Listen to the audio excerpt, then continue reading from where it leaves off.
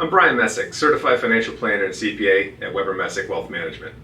If you felt like your money doesn't go as far as it used to at the grocery store, the gas station, or even when you're planning a vacation, you're not imagining it.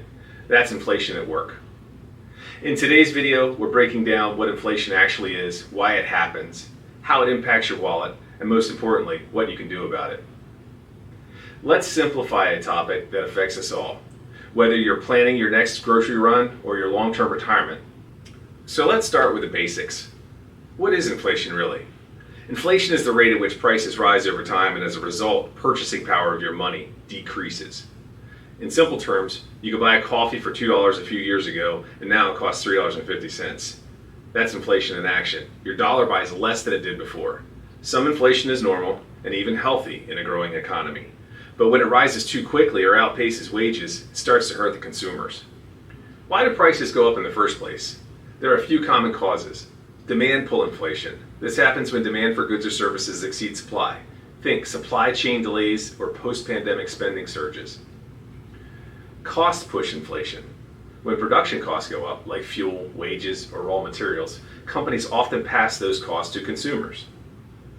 Monetary factors. When central banks increase the money supply too quickly, it can reduce the value of money and lead to inflation.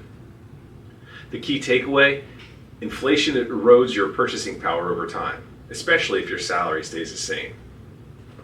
So how does this actually show up in your life? Everyday spending like groceries, rent, utilities, gas, and entertainment all become more expensive. Savings accounts. If your savings earn less interest than the rate of inflation, your money is actually losing value over time. Retirement planning. If you're not adjusting for inflation, your retirement income may fall short of what you'll actually need years from now. Fixed income households. Retirees or individuals with pensions can feel inflation more acutely if their income doesn't pace.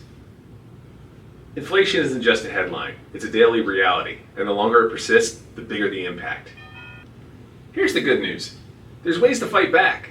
Let's talk about hedging against inflation. In other words, preserving your money's value over time. Number one, investing. Historically, the stock market has outpaced inflation, even though there's no guarantee that a diversified portfolio will enhance overall returns or outperform a non-diversified portfolio. A diversified portfolio that includes stocks has the potential to help your money grow faster than prices rise. Number two, alternative investments.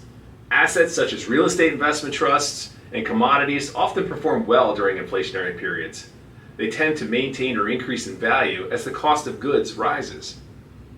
Although these products may have attractive qualities, it's crucial to understand each investment's distinctive features, risks, and rewards. Number three, Treasury Inflation Protected Securities, or TIPS.